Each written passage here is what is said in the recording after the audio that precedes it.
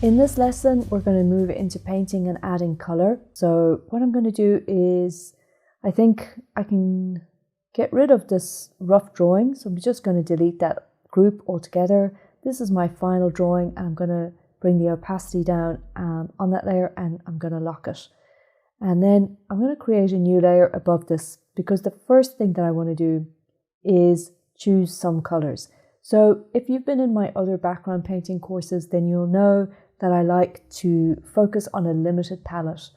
So what I've got here are just a few colors that I think are going to work for the kind of image that I have in mind.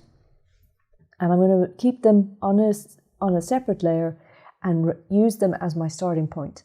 Now these colors may change as I move through, but one of the reasons why it's so important to limit yourself to a small number of colors at the beginning is because A, it takes away the overwhelm.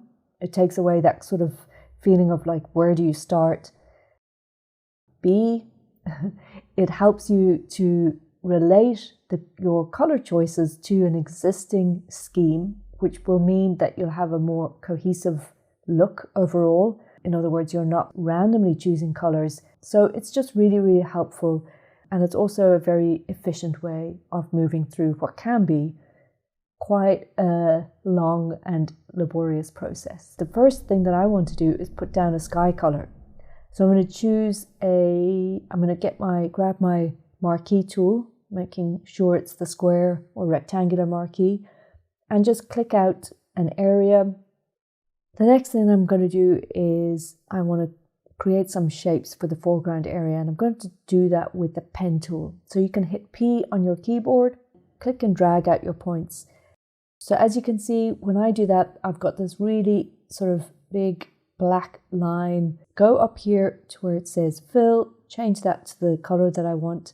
And where it says stroke, make sure that it's turned off like that. And that will ensure that I just have the color filled in here and not kind of any kind of outline. So I'm going to make 3 big round shapes at the front here.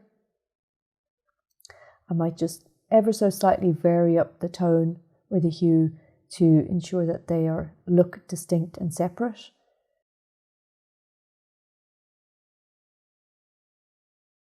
The third one there. Again, double click into the icon and just change the color if you want to.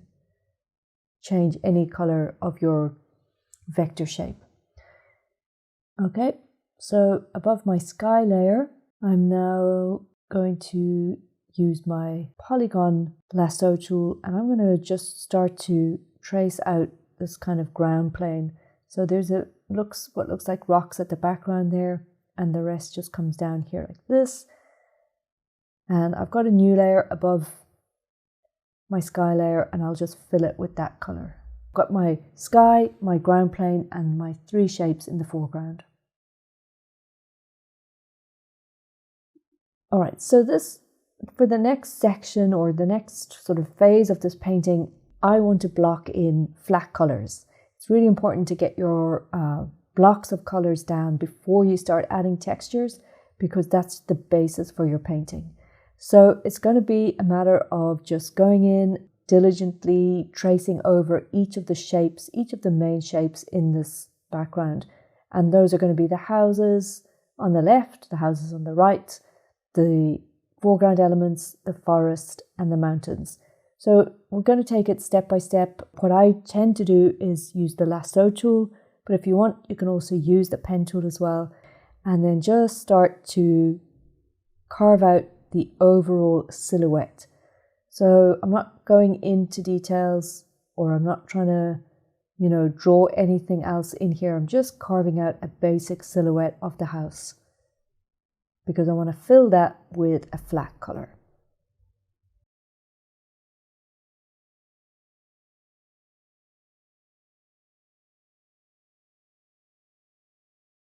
I'm now going to choose a dark brown color and fill it. Now for the top element of this house, because there's big curves on it, I want to use the pen tool. It's a lot easier to make curve shapes with the pen tool. Plus, using the pen, it kind of automatically fills the colors for you. it's up to you if you want to continue to work with the pen tool throughout the process. I tend to use both the pen and the lasso tool. But for shapes like this, for curved shapes where you want it to be quite precise, then definitely use the pen tool.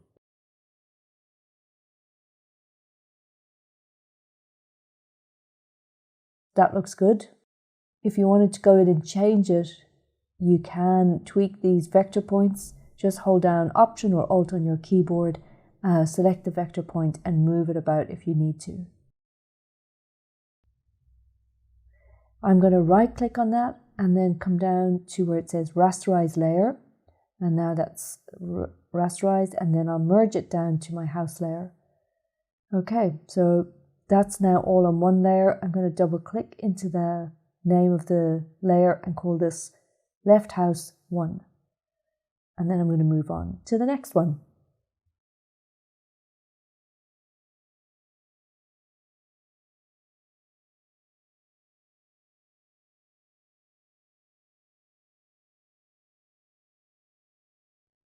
What you can do is, create a few shapes and then merge them together. I think that's easier on this house, especially with these complex shapes.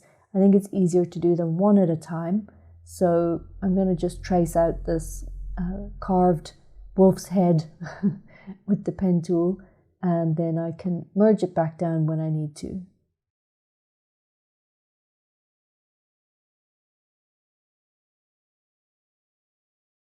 As I mentioned, this process can be very time consuming and a little bit laborious and maybe even a little bit tedious, but I think it's very necessary to go through this, and I don't know if there's that many shortcuts or if you even need to kind of rush this process. It's all part of the painting at the end of the day, and all of this work is going to create a very rich looking background. So just keep going with it and, take it step by step, as I keep saying.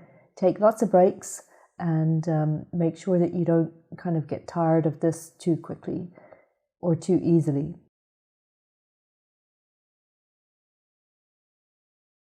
There's not much to point out in terms of technique or sort of tips at this stage. All I'm doing is making sure that my colors stay in a cohesive register and that they are slightly differentiated between each of the structures, because I don't want each of these houses to be the exact same. So that's the only thing I'm doing, is really just varying the colors ever so slightly.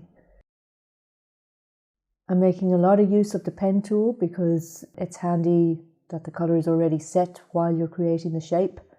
And I'm just following the underdrawing as closely as possible and tracing it out.